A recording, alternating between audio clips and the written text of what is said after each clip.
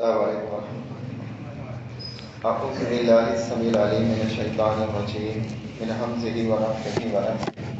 بسم اللہ الرحمن الرحیم۔ رب اشرح لی صدری ویسر لی امری واحلل عقدۃ من لسانی یفقہوا قولی۔ سورہ بقرہ کی 254 آیات ہم نے پڑھ لی ہیں الحمدللہ۔ آج آیت نمبر 255 پڑھیں گے۔ یہ آیت وہ آیت ہے جو پورے قرآن مجید میں سب سے زیادہ عظمت والی آیت ہے۔ نبی علیہ السلام نے ابی بن کعب جن کی کنیت ابو منذر تھی، ان سے ایک بار پوچھا کہ بتاؤ قرآن مجید کی سب سے زیادہ عظمت والی آیت کون سی ہے؟ فرمایا اللہ اور اس کے رسول کو ہی بہتر علم ہے۔ جب آپ نے بار اس سوال کو دہرایا، ابی بن کعب نے کہا کہ آیت الکرسی۔ فرمایا ابو منذر کو علم مبارک ہو۔ یہ آیت قرآن مجید کی سب سے زیادہ عظمت والی آیت ہے، فضیلت کے اعتبار سے ہے، طوالت کے اعتبار سے یہ آیت سب سے بڑی نہیں ہے۔ اس سے بڑی آیت بھی قرآن مجید میں موجود ہے الفاظ کے اعتبار سے، لیکن عظمت کے اعتبار سے سب سے بڑی آیت یہی ہے۔ مسند احمد کی روایت ہے کہ آیت الکرسی چوتھائی قرآن کے برابر ہے، چوتھائی قرآن کے برابر اس آیت کی فضیلت ہے۔ اور یہ آیت، اس میں اللہ تعالیٰ کی صفات کا تذکرہ ہے۔ اللہ تعالیٰ کی کچھ صفات وہ اس میں بیان کی گئیں جو اللہ کی صفات ہیں، جیسے اللہ تعالیٰ علی ہے، بلند ہے، اللہ تعالیٰ زمین و آسمان کو تھامنے والا ہے، اور کچھ وہ صفات جو لوگوں کی ہیں ان کے بارے میں بتایا گیا کہ اللہ کی وہ صفات نہیں ہے، جیسے اللہ کو نہ نیند آتی نہ اونگ آتی ہے، نہ اللہ تعالیٰ تھکتا ہے۔ یہ آیت اس قدر فضیلت والی ہے، طبرانی کی روایت ہے کہ جو شخص ہر فرض نماز کے بعد اس آیت کو پڑھے گا، اس کے اور جنت کے درمیان صرف موت رکاوٹ ہوگی، یعنی وہ شخص مرے گا اور جنت میں چلا جائے گا۔ اس آیت میں کون سی ایسی چیز ہے کہ انسان کو جنت تک لے جا رہی ہے؟ یہ آیت توحید ہی توحید بیان کر رہی ہے، اللہ تعالیٰ کی عظمت کو بیان کر رہی ہے۔ ابو ایوب انصاری رضی اللہ عنہ کا ایک باغ تھا، اس باغ میں کھجوریں تھیں، ان کھجوروں کو ایک جن لے جاتا تھا۔ ابو ایوب انصاری رضی اللہ تعالیٰ عنہ اسے پکڑتے تو وہ پھر معذرت کرتا اور چلا جاتا۔ بار بار یہ معاملہ ہو رہا تھا۔ اس نے کہا کہ آیت الکرسی پڑھ لیا کرو، پھر تمہارے ہاں چوری نہیں ہوا کرے گی۔ ایسا ہی واقعہ سیدنا ابو ہریرہ رضی اللہ تعالیٰ عنہ سے بھی ثابت ہے، جو صحیح بخاری میں ہے کہ نبی علیہ السلام نے کچھ مال پر نگراں بنایا تھا، تو ایک شخص آتا اور اس میں سے کچھ چوری کرنے کی کوشش کرتا۔ ابو ہریرہ رضی اللہ تعالیٰ عنہ نے اسے پکڑ لیا تو کہنے لگا کہ میں غریب ہوں، تنگ دست ہوں، میرے بچے چھوٹے ہیں، بھوک کی وجہ سے میں نے یہ کام کیا۔ ابو ہریرہ رضی اللہ عنہ کو اس پر ترس آیا اور انہوں نے اس کو چھوڑ دیا۔ دوسرے دن پھر آیا، پھر پکڑا گیا، تیسرے دن پھر آیا، پھر پکڑا گیا۔ سیدنا ابو ہریرہ رضی اللہ عنہ کہنے لگے کہ اب میں تجھے نہیں چھوڑوں گا، اب میں تجھے رسول اللہ صلی اللہ علیہ وسلم کے پاس لے کر جاؤں گا۔ جب وہ نبی علیہ السلام کے پاس لے جانے کی باتیں کرنے لگے ابو ہریرہ رضی اللہ عنہ، تو وہ شخص کہنے لگا کہ میں تمہیں ایک آیت بتلاتا ہوں، تم پڑھ لو گے تو تمہارے مال میں چوری نہیں ہوگی۔ وہ آیت آیت الکرسی ہے۔ جب آیت الکرسی پڑھ لی جاتی ہے تو ایک فرشتہ اس کی حفاظت کرتا ہے، اللہ تعالیٰ ایک فرشتے کو مقرر کرتا ہے جو اس کی حفاظت کرتا ہے۔ نبی علیہ السلام کے سامنے جب یہ بات رکھی گئی، ابو ہریرہ رضی اللہ تعالیٰ عنہ رسول اللہ صلی اللہ علیہ وسلم کے پاس آئے اور آ کر آپ کو بتایا کہ ایک شخص تھا، وہ یہ بات کہہ کر گیا ہے۔ آپ نے فرمایا کہ وہ تھا تو جھوٹا، بات سچی بتا کر گیا ہے۔ اے ابو ہریرہ، جانتے ہو وہ کون تھا جس سے اتنے دنوں سے تم بات کر رہے تھے؟ آپ نے جب انکار کیا تو فرمایا کہ شیطان تھا، شیطان خود تھا جو چوری کرنے آتا تھا۔ تو شیطان نے خود یہ بات بتلائی تو نبی علیہ السلام نے اس کی تصدیق کی کہ یہ بات سچی ہے، لیکن بتانے والا شیطان تھا۔ تو یہ آیت عظمت کے اعتبار سے سب سے زیادہ بلند ہے۔ اب اس سے ایک بات اور پتہ چلی کہ صرف رات میں ہی نہیں، اس آیت کے پڑھنے سے شیاطین دور ہو جاتے ہیں اور اللہ کی طرف سے حفاظت کی جاتی ہے۔ ہم اس فطروں کے دور میں گزر رہے ہیں، ہمیں چاہیے کہ اس آیت کو کثرت سے پڑھا کریں، اس آیت کی تلاوت کیا کریں، دن میں رات میں کئی بار اس آیت کو پڑھا کریں۔ ایک صاحب میرے پاس آئے اور کہنے لگے کہ میری دکان ہے اور وہاں سے پیسے چوری ہو جاتے ہیں۔ یہ ریئل واقعہ انہوں نے مجھے بتلایا کہ کہا کہ ایک بار میں نے دراز میں 2000 روپے رکھے اور میں نے دراز بند کر دیا۔ پہلے مجھے یہ شک تھا کہ شاید ملازم چوری کرتے ہیں۔ کہا کہ میں وہیں بیٹھا ہوا تھا اور میں نے جب دراز دوبارہ کھولا تو وہ 2000 نہیں تھے، وہ 2 نوٹ نہیں تھے۔ میں پریشان ہو گیا کہ یہ نوٹ کہاں گئے۔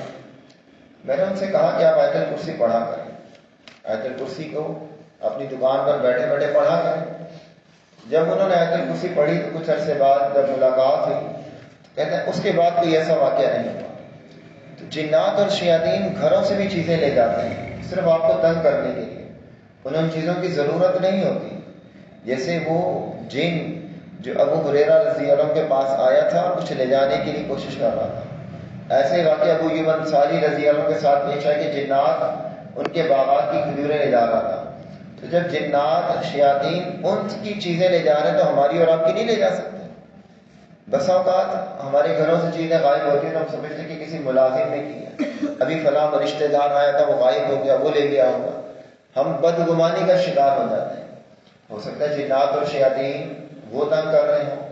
اس میں ہمیں آیت الکرسی کا ورد رکھنا چاہیے، اپنی دکان میں، کارخانے میں، گھر میں، تو یہ چیزیں چوری ہونے سے محفوظ ہو جائیں۔ جیسے ہم چوکیدار ہم خود رکھتے ہیں نا، اسے ہم تنخواہ دیتے ہیں، پھر بھی اس پر اعتماد نہیں ہو پاتا۔ یہ چوکیدار اللہ کی طرف سے ہے، اللہ تعالیٰ فرشتوں کے ذریعے پھر حفاظت فرماتا ہے۔ اس آیت میں ایسا کیا ہے یہ سمجھنے والی بات ہے۔ فرمایا اللہ وہ ہے، لا الہ نہیں کوئی معبود الا اللہ سوائے اس کے، اللہ کے سوا کوئی معبود نہیں۔ قرآن مجید کی یہ آیت لفظ اللہ سے شروع ہو رہی ہے کہ اللہ کے سوا کوئی معبود نہیں۔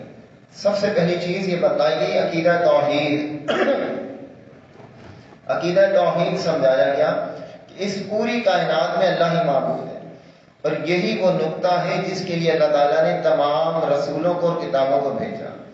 وَلَقَدْ بَعَثْنَا فِي كُلِّ أُمَّةٍ رَسُولًا أَنِ اعْبُدُوا اللَّهَ وَاجْتَنِبُوا الطَّاغُوتَ۔ اللہ نے جتنے بھی رسول بھیجے ان سب کا مقصد ایک تھا کہ ایک اللہ کی عبادت کی جائے۔ یہاں یہی نقطہ سمجھایا گیا کہ اللہ کے سوا کوئی معبود نہیں، یعنی آیت الکرسی کی ابتدا ہی عقیدہ توحید سے ہو رہی ہے کہ جتنے معبودان باطل ہیں، چاہے وہ پتھر کی صورت میں ہو، درخت کی صورت میں ہو، شجر کی صورت میں ہو، سورج یا چاند ہو یا انسانوں کی صورت میں ہو، جس نے اللہ کے سوا کسی کو بھی معبود بنا رکھا ہے وہ سراسر غلطی پہ ہے۔ اللہ کے سوا کوئی معبود نہیں۔ الحی القیوم، الحی ہمیشہ زندہ ہے اور قیوم سب کو سنبھالنے والا ہے۔ اللہ تعالیٰ ہمیشہ سے سب کو سنبھالنے والا ہے۔ اللہ تعالیٰ کے بہت سارے نام ہیں اور جتنے بھی نام ہیں سب اچھے ہیں، لیکن ایک نام کے متعلق آتا ہے کہ اللہ کے اسماء اسم اعظم ہے۔ اسم اعظم کے ذریعے جب دعا کی جاتی ہے تو اللہ تعالیٰ دعا قبول کرتا ہے۔ اسم اعظم کیا ہے؟ اس میں لوگوں نے بہت اختلاف کیا کہ اسم اعظم یعنی اللہ کا سب سے بڑا نام کون سا ہے۔ ابن ماجہ کی روایت ہے کہ اللہ لا الہ الا هو الحی القیوم، ایک آیت یہ سورہ بقرہ کی اور دوسری یہی الفاظ سورہ آل عمران کی دوسری آیت میں بھی ہے، اللہ لا الہ الا هو الحی القیوم۔ ابن ماجہ کی روایت ہے کہ ان میں اللہ کا اسم اعظم ہے الحی القیوم، اس میں غالب گمان یہی کہ یہی اللہ کا اسم اعظم ہے، اور اس نام کے ساتھ اللہ سے دعا کی جائے تو اللہ تعالیٰ دعا قبول کرتا ہے۔ دو دلیلیں نبی علیہ السلام سے بھی اس حوالے سے ہیں کہ جب آپ پریشان ہوتے تھے، جب رسول اللہ صلی اللہ علیہ وسلم پریشان ہوتے تھے تو آپ کیا دعا پڑھتے تھے؟ آپ کی جو دعا اس موقع پر ثابت ہے اس میں بھی یہی دو نام ہیں، یا حی یا قیوم برحمتک استغیث۔ سید عائشہ رضی اللہ عنہ فرماتی کہ جب نبی علیہ الصلوۃ والسلام پریشان ہوتے تو ان کلمات کے ذریعے اللہ سے دعا مانگا کرتے تھے۔ پھر نبی علیہ الصلوۃ والسلام نے ایک دعا بتلائی، فرمایا کہ کوئی شخص اگر میدان جہاد سے بھاگ جائے، میدان جہاد سے بھاگنا بہت بڑا کبیرہ گناہ ہے، شرک کے بعد جو کبیرہ گناہ ہے ان میں سے کبیرہ گناہ میدان جہاد سے بھاگنا ہے۔ نبی علیہ الصلوۃ والسلام نے کہا جو شخص یہ کہہ لے استغفر اللہ الذی لا الہ الا هو الحی القیوم واتوب الیہ، اللہ تعالیٰ اس کے سارے گناہ معاف کر دیتا ہے، چاہے وہ میدان جہاد سے کیوں نہ بھاگا۔ اس میں بھی یہی دو نام ہیں، الحی القیوم۔ ان ناموں کے ساتھ اللہ تعالیٰ سے دعا کرنی چاہیے۔ اللہ کی صفات ہے، لا تأخذہ، نہیں آتی اس کو سنۃ اونگ ولا نوم، اور نہ نیند، نہ اسے اونگ آتی ہے نہ نیند آتی۔ دنیا کی ساری مخلوق جو زمین پر ہے، انسان، جانور، چوپائے، سب سوتے ہیں، سب کو نیند بھی آتی ہے اور سب کو اونگ بھی آتی ہے۔ یہ انسان کی بے بسی ہے کہ انسان کتنا بھی بڑا ماہر کیوں نہ ہو جائے، کتنے بھی بڑے عہدے پہ کیوں نہ پہنچ جائے، وہ سوئے بغیر نہیں رہ سکتا۔ وہ ایک رات تو جاگ لے گا، دوسری رات کو گرنا شروع ہو جائے گا۔ ایک رات سے زیادہ مسلسل نہیں جاگ سکتا، وہ گرنا شروع ہو جائے گا، اور پھر اگر وہ جاگنے کی کوشش بھی کرے گا تو اسے اونگ آنا شروع ہو جائے گا۔ اللہ تعالیٰ اس حی القیوم ہے، نہ اسے نیند آتی نہ اونگ آتی، وہ ہر وقت انسانوں کی باتیں، جانوروں کی باتیں، سب کی باتیں سن رہا ہے، کیونکہ وہ حی القیوم، اور یہ صرف کسی اور میں نہیں ہے۔ اگر کوئی شخص کسی ولی کو، کسی پیر کو یا کسی کو بھی پکارتا ہے تو کوئی بھی شخص ہمیشہ نہیں جاگتا رہے گا، چاہے وہ زندہ ہی کیوں نہ ہو، اسے نیند آتی ہے، اور نیند موت کی بہن ہے۔ نیند کو کہا جاتا ہے کہ موت کی طرح ہے۔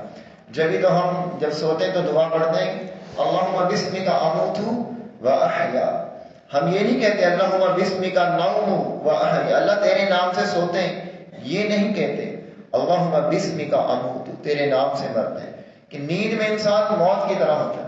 اور جب کوئی شخص نیند میں ہوتا ہے، اب اسے کچھ بھی کہیں وہ کوئی بات نہیں سنتا۔ آپ کسی سوئے ہوئے شخص کے پاس جا کر کہیں مجھے ایک گلاس پانی دو، پھر دوبارہ جب وہ بیدار ہو تو کہیں میں نے آپ سے پانی مانگا تھا، مجھے پیاس لگی تھی، کہے گا میں نے تو سنا ہی نہیں، میں تو سو رہا تھا۔ تو یہ انسان کی کردار ہے کہ وہ سوتا ہے، جانور سوتے ہیں، لیکن اللہ لا تأخذہ سنۃ ولا نوم، آپ جب اسے پکاریں گے وہ آپ کی بات سن رہا ہے۔ اس کے لیے آپ کے پاس کوئی لسٹ یا کوئی ٹائم اوقات کی پابندی نہیں ہے، جب جہاں جیسے پکار لیں وہ آپ کی فریاد سن رہا ہے۔ لہ ما فی السماوات، اسی کے لیے ہے جو کچھ آسمانوں میں ہے، آسمانوں میں جو کچھ ہے سب اسی کا ہے۔ کیا ہے آسمان میں؟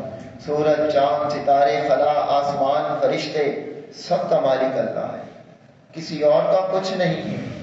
اور پھر وما فی الارض، اور جو کچھ زمین میں ہے یہ بھی سب اسی کا ہے۔ زمین کی ساری چیزیں بھی ان کا مالک اللہ ہے۔ اگر میں اور آپ کسی چیز کے مالک ہیں تو یہ عارضی ہے۔ اللہ تعالیٰ نے ہمیں عارضی طور پر کسی چیز کا نگران بنا دیا، وہ ہمارا اپنا مال ہو، ہمارا جسم ہو، ہم اس کے بھی مالک نہیں۔ آپ کے بال کالے ہیں، ایک وقت آتا ہے یہ سفید ہو جاتے ہیں، آپ کے پاس پاور ہے کہ اس کو روک سکیں، سفید نہ ہونے دیں، آپ مالک نہیں اپنے بالوں کے۔ آپ کے چہرے پر جھریاں پڑ جاتی ہیں، آپ کی ہڈیاں کمزور ہو جاتی ہیں، آپ کے جسم میں بیماری آ جاتی ہے۔ ایک انسان اپنے جسم کا بھی مالک نہیں ہے، اللہ ہی پوری کائنات کا خالق ہے، سب کچھ اسی کا ہے، آسمانوں میں بھی اور زمین میں بھی۔ من ذا الذی، کون ہے وہ جو یشفع، شفاعت کرے، عندہ، اس کے پاس، الا باذنہ، سوائے اس کی اجازت کے۔ اللہ کے پاس کوئی کسی کی سفارش نہیں کر سکے گا، وہ کرے گا الا باذنہ، جسے اللہ اجازت دے، جسے اللہ اجازت دے اور جس کے لیے اللہ اجازت دے۔ سفارش ہوگی، انبیاء، صدیقین، شہداء سفارش کریں گے، لیکن کون کرے گا؟ جس کو اللہ اجازت دے گا۔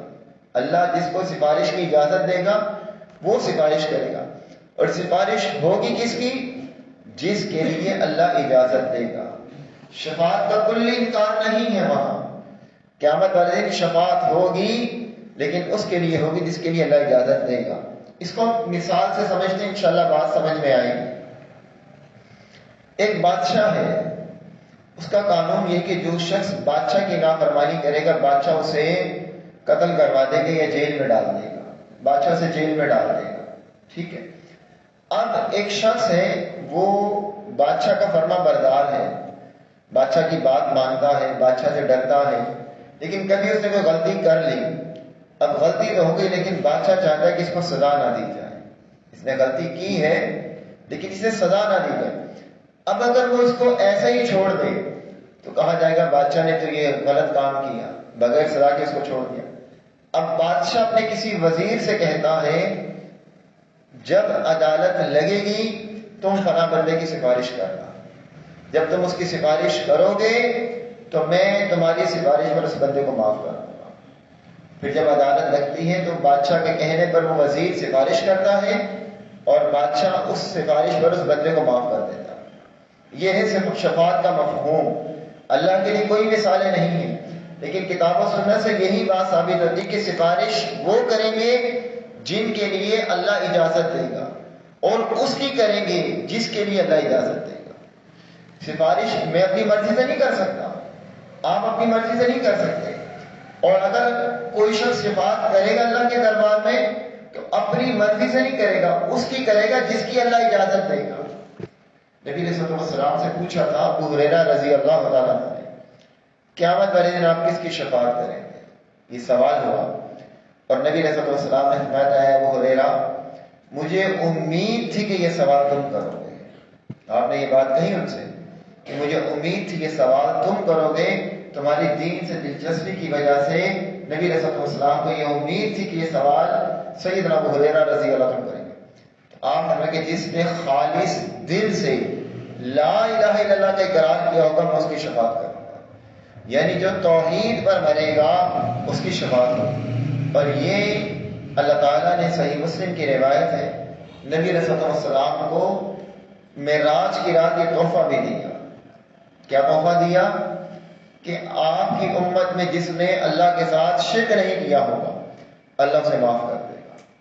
3 تحفے اللہ نے دیے تھے معراج کی رات، ایک تو 5 نمازیں، دوسرا سورہ بقرہ کی آخری 2 آیات، اور تیسرا جس نے اللہ کے ساتھ کسی کو شریک نہیں ٹھہرایا اللہ سے معاف کر دے گا۔ یہ صحیح مسلم کی روایت ہے۔ تو شفاعت قیامت والے دن ہوگی۔ اب ہم نے جو گمان بنا رکھا ہے نا ہمارے معاشرے میں، ہم نے کہا جی نبی علیہ الصلوۃ والسلام تو ہماری شفاعت کریں گے، ہم نے یہ سوچ رکھا ہے، اور پھر ہم اس گمان پر گناہوں پہ گناہ کرتے ہیں۔ تو وہاں اس میدان میں آپ اپنے امتیوں کو دھتکاریں گے بھی۔ نبی علیہ الصلوۃ والسلام کے پاس آپ کے امتی لائے جائیں گے اور آپ پہچانیں گے کہ میری امت ہے۔ یہ سوال بھی صحابہ نے کیا کہ آپ کیسے پہچانیں گے؟ فرمایا وضو کے اعضاء روشن ہوں گے، پھر جب وہ امتی لائے جائیں گے تو فرشتے راستے میں رکاوٹ ڈال دیں گے۔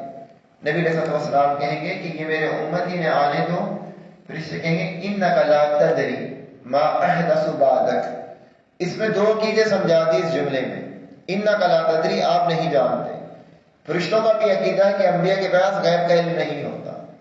پھر فرمایا ما احدث بعدک، آپ کے بعد انہوں نے دین بدل دیا تھا۔ فرشتوں کا عقیدہ ہے کہ انبیاء نبی علیہ الصلوۃ والسلام دنیا میں نہیں ہے، کہا کہ آپ کے بعد دین بدل دیا تھا۔ تو نبی علیہ الصلوۃ والسلام فرمائیں گے سحقا سحقا لمن غیر بعدی، انہیں دور لے جاؤ، انہیں دور لے جاؤ جنہوں نے میرے بعد میرے دین کو بدل دیا۔ تو یہاں آپ کوئی سفارش نہیں کریں گے ان کی، تو شفاعت اس کی ہوگی جس کی اللہ اجازت دے گا۔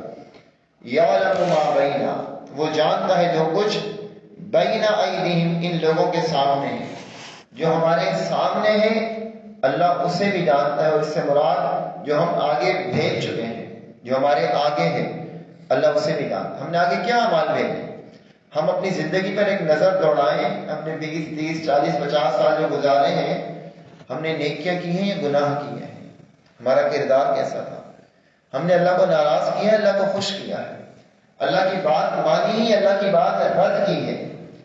ہمارے اعمال جو کچھ بھی اللہ انہیں جانتا ہے، اور جو کچھ وما خلفہم، اور جو کچھ ان کے پیچھے ہے اللہ اسے بھی جانتا ہے. جو ہم پیچھے چھوڑ آئے ہیں، جو ہمارے پیچھے ہوگا اللہ اسے بھی جانتا ہے. اللہ کے علم میں ہر چیز ہے. حتیٰ کہ وما تسقط من ورقۃ الا یعلمها، درخت کا کوئی پتا جب حرکت کر کر گرتا ہے، دنیا میں کتنے درخت ہیں، انسان تو تھوڑے سے ہیں، 7-8 ارب انسان ہوں، درختوں کی تعداد انسانوں سے بھی زیادہ ہو. پھر درختوں پر جو پتے ہیں ان پتوں کی تعداد کو تو آپ شمار ہی نہیں کر سکتے. دنیا کی مشین اور کیلکولیٹر فیل ہوں گے. ایک ایک درخت پر آپ کو کروڑوں پتے ملیں گے، اور بس اوقات اتنے چھوٹے چھوٹے سے پتے ہوتے ہیں. اور اللہ قرآن میں کہتا ہے کہ پتا جب گرتا ہے تو اللہ اس گرنے کی حرکت کو بھی جانتا ہے. اللہ کے علم سے کوئی چیز باہر نہیں ہے، اللہ کے علم کے اندر ہر چیز ہے. تو جو رب درخت کے پتوں کی حرکت کو جانتا ہے وہ میری اور آپ کی حرکت کو نہیں نوٹ کرتا؟ کیا ہم اس کے سامنے نہیں ہیں؟ کیا ہم چھپے ہوئے ہیں؟ ہم چھپ سکتے ہیں؟ اِنَّهُ يَعْلَمُ الْجَهْرَ وَمَا يَخْفَى، تم جو چیز ظاہر کرتے ہو اللہ اسے بھی جانتا ہے، اور جو چھپاتے ہو. آپ کے دل میں کوئی خیال آیا نا، کسی کو دیکھ کر کوئی خیال آ گیا، کوئی وسوسہ آ گیا، آپ نے کسی کو نہیں بتایا، اپنی زبان پر بھی نہیں لائے، اللہ اس خیال اور وسوسے کو بھی جانتا ہے. اللہ رب العزت جب اتنا باریک بین جاننے والا ہے کہ وہ ہر چیز جانتا ہے، پھر ہم کیسے اس سے چھپ سکتے ہیں، کیسے اس کی نافرمانی کرتے ہیں؟ وَلَا يُحِيطُونَ، اور نہیں وہ احاطہ کر سکتے، بِشَيْءٍ مِّنْ عِلْمِهِ، کسی چیز کا اس کے علم میں سے. اللہ کا علم ہم اسے کچھ بھی نہیں لے سکتے. اللہ کے علم کا ہم احاطہ نہیں کر سکتے کہ اللہ کے علم کی وسعت کتنی ہے. الا بما شاء، مگر ساتھ اس کی چیز کے جو وہ چاہے. ہاں اتنا علم ہمیں ہے جو اللہ چاہے گا. اب ہمیں یہ علم ہے نا، یہ دن ہے، یہ رات ہے، یہ مسجد ہے، یہ بھی ایک علم ہے کہ ہم انسان ہیں، یہ جانور ہیں، یہ آسمان ہے، یہ چھپائے ہیں، یہ سورج ہے، یہ چاند، یہ سب علم ہے. اور یہ سب اللہ کو بھی علم ہے، اللہ نے ہمیں دے دیا یہ علم.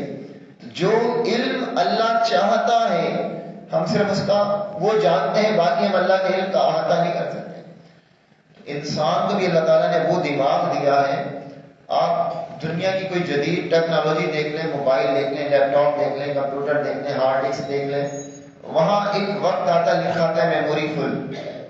اب اس کے آگے نہیں بڑھ سکتے. اب آپ کو پرانی چیزیں ڈیلیٹ کرنی پڑے، چاہے وہ 256 GB ہو، چاہے وہ 2056 GB ہو، ایک وقت پر آ کر فل ہو جاتے ہیں. لیکن اللہ نے دماغ انسان کا ایسا بنایا کہ کوئی چیز آپ کے سامنے آئے، کبھی دماغ یہ سگنل نہیں دیتا کہ میموری فل ہے، ابھی آپ کے دماغ میں چیز نہیں آئے گی.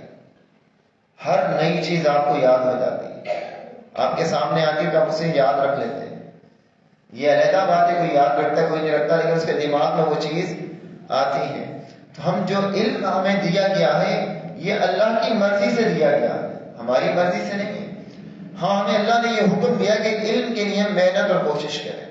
پہلا حکم یہی تھا کہ اقرأ باسم ربک الذی خلق، کہ پڑھ اپنے رب کے نام سے جس نے تمہیں پیدا کیا. وسیع، گھیر لیا ہے، کرسیہ، اس کی کرسی نے، کرسیہ السماواتی، آسمانوں کو، والارض، اور زمین کو. اللہ کی کرسی نے زمین و آسمان کو گھیر رکھا ہے. یہی وہ لفظ ہے جس کی وجہ سے اس آیت کا نام آیت الکرسی ہے. اس پہ کرسی کا تذکرہ ہے، لیکن یہ کرسی ہماری دنیا کی کرسی کی طرح نہیں ہے. یہ کرسی اتنی وسیع ہے کہ اس نے پوری زمین اور پورے آسمان کو گھیر رکھا ہے. اور بعض روایتوں میں آتا ہے کہ کرسی صرف اللہ کے 2 قدم رکھنے کی جگہ ہے. کرسی اللہ کے 2 قدم رکھنے کی جگہ ہے. ابو داؤد کی روایت ہے 7 زمینیں اور 7 آسمان یہ ایک تھال میں اگر رکھ دیے جائیں، ایک میدان میں جسے 7 رنگ رکھے ہوتے ہیں، ایک بہت بڑا میدان، اس میں آپ 7 سکے رکھ دیں، روپے والے سکے اوپر تلے رکھ دیں، تو ان سکوں کی کیا حیثیت ہے؟ تو اسی طرح کرسی کے مقابلے میں ان 7 زمینوں اور آسمانوں کی حیثیت ہے. کرسی اتنی وسیع ہے، اس نے ساری زمینوں اور سارے آسمانوں کو گھیر رکھا ہے. عبداللہ ابن مسعود رضی اللہ عنہ فرماتے ہیں، ابن خزیمہ کی روایت ہے سیدنا عبداللہ بن مسعود رضی اللہ عنہ کہتے ہیں کہ زمین سے آسمان تک کا فاصلہ 500 سال کا ہے. پھر پہلے آسمان کی موٹائی وہ 500 سال کی ہے. پہلے آسمان سے دوسرے آسمان کا فاصلہ 500 سال کا ہے. پھر دوسرے آسمان سے تیسرے آسمان کا فاصلہ، تیسرے سے چوتھے، پانچویں، چھٹے، ساتویں آسمان سے کرسی کا فاصلہ 500 سال کا ہے. 7ویں آسمان کے اوپر کرسی ہے. کرسی کہاں ہے؟ 7ویں آسمان کے اوپر. کرسی کے اوپر پانی ہے. کرسی کے اوپر پانی. ابن خزیمہ کی صحیح سند کے ساتھ سیدنا عبداللہ بن مسعود رضی اللہ عنہ فرماتے ہیں کرسی کے اوپر پانی ہے، پانی کے اوپر اللہ کا عرش ہے، عرش پر اللہ مستوی ہے، اور اللہ کے علم میں کوئی چیز ایسی نہیں جو زمین و آسمان میں ہے اور اللہ کے علم سے باہر ہے. اللہ تعالیٰ اتنی وسعت والا ہے.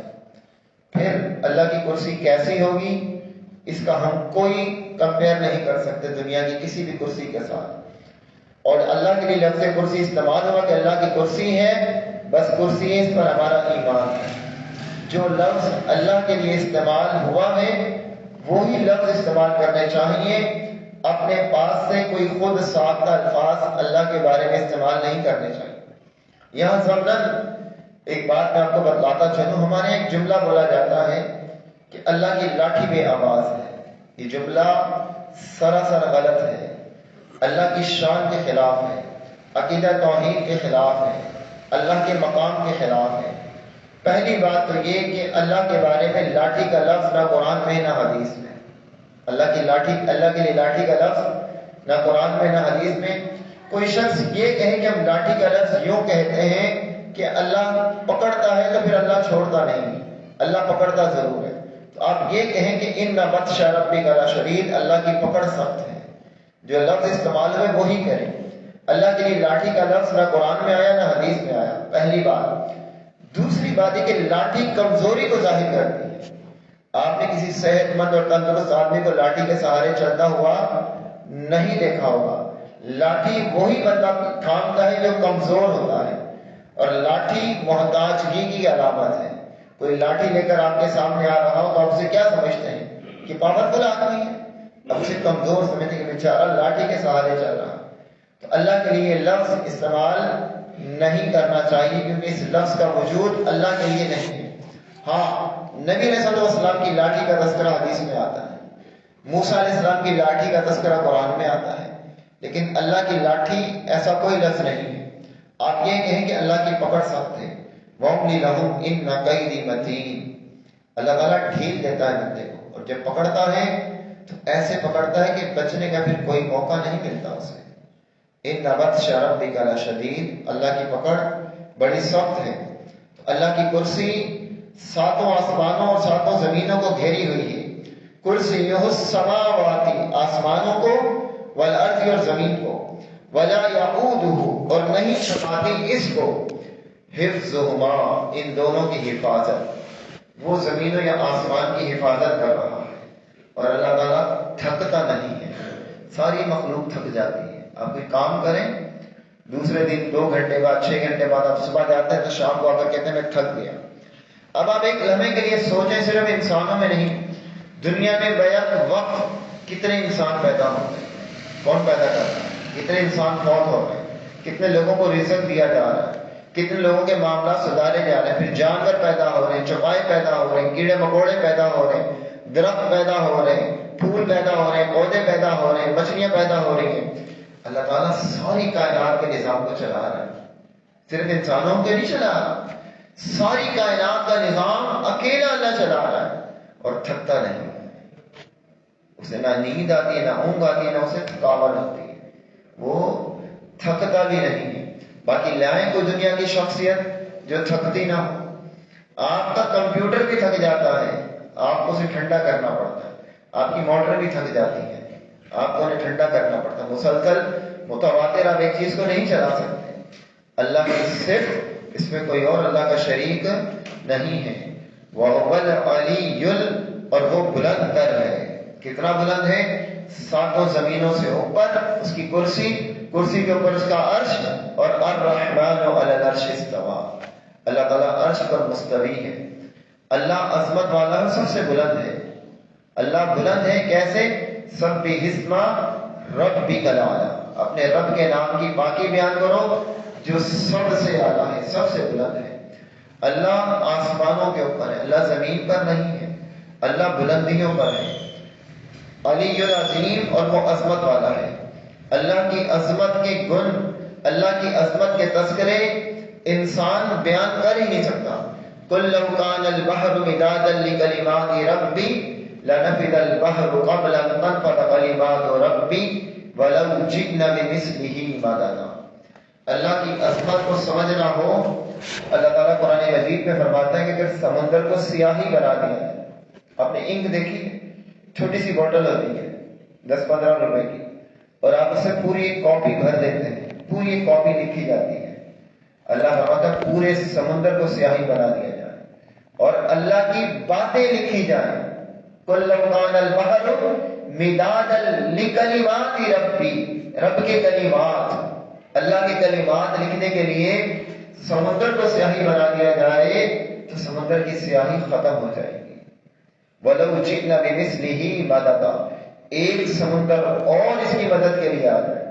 سورہ لقمان میں فرمایا کہ 7 سمندر ہو تو سیاہی ختم ہو جائے گی، رب کے کلمات ختم نہیں ہوں گے. تو یہ لفظ ایک ذکر میں بھی آیا جس میں نبی علیہ السلام نے فرمایا کلمتان حبیبتان الی الرحمن خفیفتان علی اللسان ثقیلتان فی المیزان سبحان اللہ وبحمدہ سبحان اللہ العظیم. 2 کلمے ایسے جو زبان پر ہلکے ہیں، میزان میں بھاری ہیں، رحمان کو پیارے ہیں. سبحان اللہ، اللہ پاک کی وبحمدہ، اپنی تعریفوں کے ساتھ. سبحان اللہ، اللہ پاک ہے. العظیم، جو عظمت والا ہے. وَهُوَ الْعَلِيُّ الْعَظِيمُ، اللہ بلند بھی ہے اور عظمت والا ہے. یہ ہے آیت الکرسی. جب ہم اسے اس مفہوم اور اس معنی سے پڑھیں گے پھر بتائیں ہمارے عقیدے کتنے سنوریں گے. پھر ہمیں احساس ہوگا کہ زمین و آسمان کی حفاظت اللہ رب العزت کر رہا ہے، اللہ اس کی حفاظت کر رہا ہے نا، اور اللہ تھکتا بھی نہیں ہے.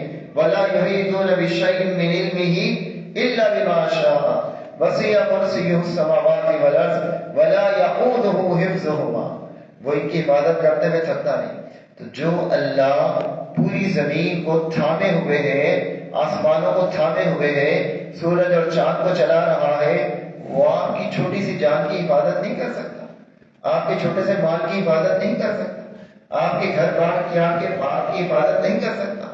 جب آپ یہ پڑھیں گے تو وہ حفاظت پر فرشتے معمور کر دیتا کہ آپ کی حفاظت کی جائے. اللہ تعالیٰ ہم سب کو عمل کی توفیق عطا فرمائے. کوئی بات یا سوال ذہن میں پوچھ لیں.